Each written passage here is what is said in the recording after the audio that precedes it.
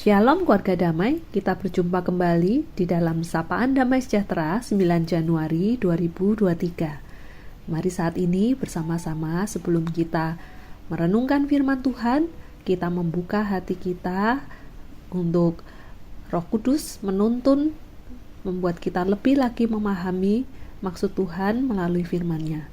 Mari kita berdoa.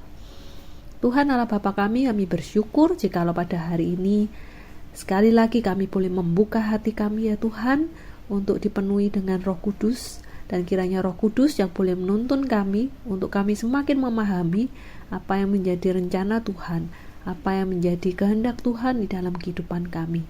Terpujilah nama-Mu Tuhan, di dalam nama Tuhan Yesus kami berdoa. Amin. Bacaan kita pada hari ini diambil dari Kisah Para Rasul pasal 10 ayat yang ke-44 hingga 48. Ketika Petrus sedang berkata demikian, turunlah Roh Kudus ke atas semua orang yang mendengarkan pemberitaan itu, dan semua orang percaya dari golongan bersunat yang menyertai Petrus tercengang-cengang karena melihat bahwa karunia Roh Kudus dicurahkan ke atas bangsa-bangsa lain juga, sebab mereka mendengar orang-orang itu berkata-kata dalam bahasa roh dan memuliakan Allah. Lalu kata Petrus, "Bolehkah orang mencegah untuk membaptis orang-orang ini dengan air, sedangkan mereka telah menerima Roh Kudus sama seperti kita?" Lalu ia menyuruh mereka dibaptis dalam nama Yesus Kristus. Kemudian mereka meminta Petrus supaya ia tinggal beberapa hari lagi bersama-sama dengan mereka. Sampai sedemikian jauh pembacaan kita pada hari ini. Keluarga damai yang terkasih di dalam Tuhan, melalui bacaan kita pada hari ini, kita diingatkan kembali tentang kehadiran dan pekerjaan Tuhan di dalam kehidupan kita.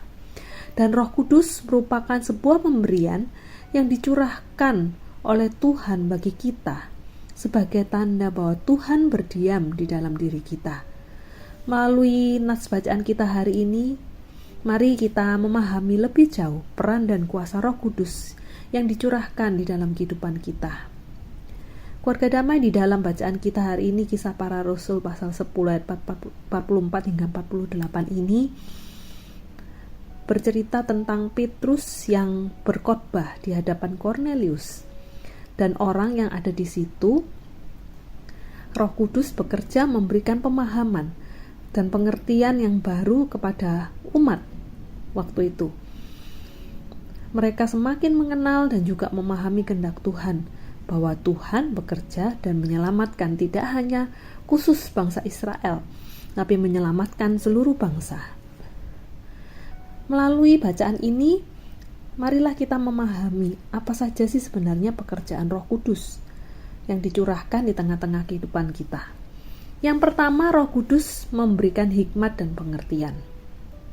Keluarga damai, ketika kita bersedia untuk membuka diri pada firman Tuhan, maka kuasa Roh Kudus akan bekerja dalam diri kita, agar kita dapat mengerti dan memahami maksud dan pekerjaan Tuhan dalam kehidupan kita. Hal ini dapat kita lihat pada nats hari ini, bahwa setelah Petrus selesai berkhotbah, kuasa Roh Kudus bekerja pada orang-orang yang mendengarkannya dan memberikan diri untuk menerima baptisan. Hikmat dan pengertian dari Tuhan merupakan sebuah hal yang sangat kita perlukan di dalam kehidupan ini. Sesungguhnya banyak hal yang diperbuat Tuhan di dalam kehidupan kita, dan banyak juga hal-hal dalam kehidupan ini yang terkadang tidak dapat kita mengerti jika kita hanya mengandalkan pemahaman ataupun pemikiran kita sendiri. Karena itu, untuk dapat memahaminya hanya ada satu cara. Mari kita membuka diri untuk menerima Roh Kudus bekerja di dalam diri kita. Kita tidak dapat melihat bagaimana Tuhan bekerja dan berada bersama dengan kita, namun kuasa Roh Kuduslah yang memampukan kita untuk merasakan dan melihat bahwa sungguh Allah beserta dengan kita. Yang kedua, pekerjaan dan peranan Roh Kudus dalam kehidupan kita adalah membangun dan menumbuhkan iman. Melalui bacaan kita hari ini, kita dapat melihat bagaimana Tuhan dengan kuasa Roh Kudus-Nya bekerja dan menguasai orang yang mendengar khotbah Petrus. Kita dapat melihat bahwa iman dibangun dan ditumbuhkan oleh kuasa Roh Kudus, bukan karena kekuatan dan kemampuan manusia. Jikalau ditanyakan pada kita, apakah engkau percaya kepada Tuhan Yesus? tentu saja kita akan menjawab percaya. Namun apakah cukup hanya sebatas itu? Iman percaya kita kepada Tuhan Yesus ibarat pohon yang akan terus bertumbuh sehingga menghasilkan buah. Iman itu harus terus bertumbuh supaya iman kita setiap saat menjadi semakin dewasa. Disinilah peranan Roh Kudus yang akan menuntun kita pada kedewasaan iman.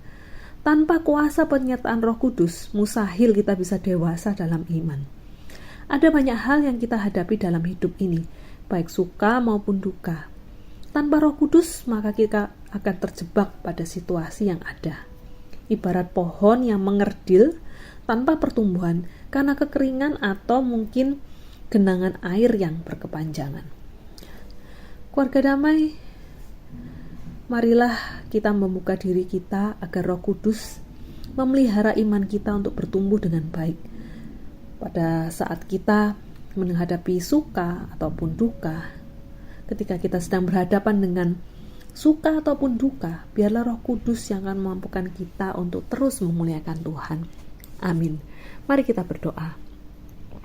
Ya Tuhan Allah Roh Kudus, kami bersyukur jikalau Engkau dicurahkan di dalam kehidupan kami, dan biarlah kami rindu Engkau sungguh boleh bekerja di dalam kehidupan kami, yang boleh terus menuntun kami untuk memberi kami hikmat dan pengertian, untuk kami memilah mana yang menjadi kehendak Allah yang terbaik di dalam kehidupan kami. Dan juga biarlah kami membuka diri kami untuk terus-menerus dituntun supaya kami semakin bertumbuh di dalam kehidupan iman kami.